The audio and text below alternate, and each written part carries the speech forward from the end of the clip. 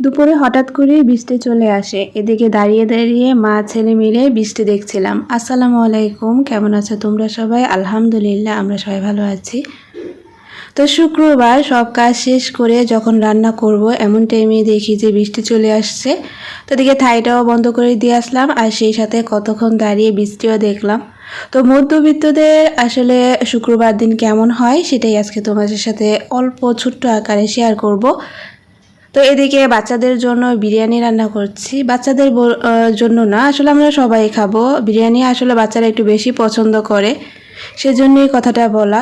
তো এদিকে তো আমি আজকে একেবারে গরম গরম বিরিয়ানি আর কি পরিবেশন করব, সেজন্য সব কাজ শেষ করে নামাজ পড়ে তারপরে আমি বিরিয়ানিটা বসিয়েছিলাম। মাংসটা আসলে আমি আগেই রান্না করে রেখেছি, শুধু চালটা ভিজিয়ে রেখেছিলাম। আর এখন এত চালটা দিয়ে দেওয়ার পরে তাড়াতাড়ি কিন্তু বিরিয়ানি রান্নাটা হয়ে গেছে। আর বিরিয়ানিটা যেহেতু এখনও প্রচণ্ড গরম, তো একটু নরম নরম লাগছে।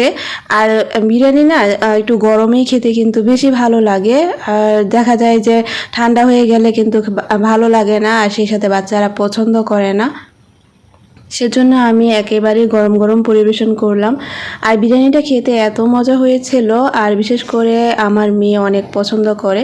তো এদিকে খেতে বসবো মনে হলো যেন কিছু একটা নিয়ে নিই। তো এখানে আমি একটা মোজো নিয়ে নিলাম।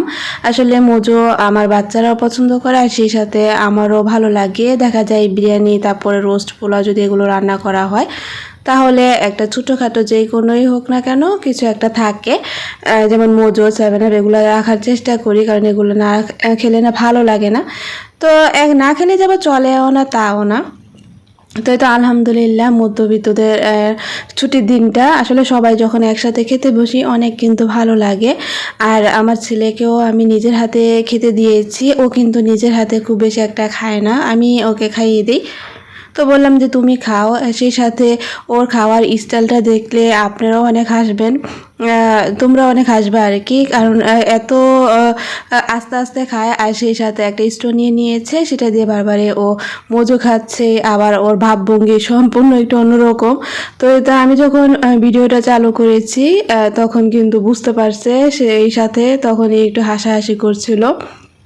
আমি আর ভিডিও করিনি, কারণ আমি জানি যে লজ্জা পাচ্ছে।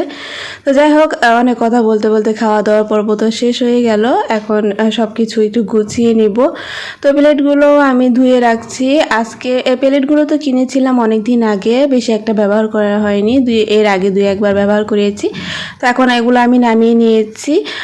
2-3 সেট আসলে প্লেট আছে আমার। তো এগুলো দেখা যায় কয়েকদিন পর পরে একটু এদিক সেদিক করে ব্যবহার করলে ভালো লাগে। তো এই প্লেটগুলো এখন আমি কতদিন ব্যবহার করব, তারপর আবার রেখে দেব, এরকমটা করি আর কি। কারণ সব সময় তো আর সব কিছু কেনাও সম্ভব হয় না। তো যাই হোক, এদিকে তো কথা বলতে বলতে আমার ধোয়াও প্রায় শেষ হয়ে গেছে, আর স্টোভটাও আমি ধুয়ে নিয়েছি। আর ছুটির দিন বলতে অন্যান্য কাজ কিন্তু আজকে একটু বেশি পরিমাণে ছিল, সেজন্য রান্নাটা একেবারে শর্টকাট রেখেছি, শুধু বিরিয়ানি রান্না করে দিয়েছি, আর কিছুই করিনি। আর এখন সিংয়ের চারপাশে পানিগুলো ছিল, সেগুলোও আমি একটু পুছে নিব। তো এই ছিল আজকে আমার ভিডিও। তো সবাই ভালো থেকো, আল্লাহ হাফেজ।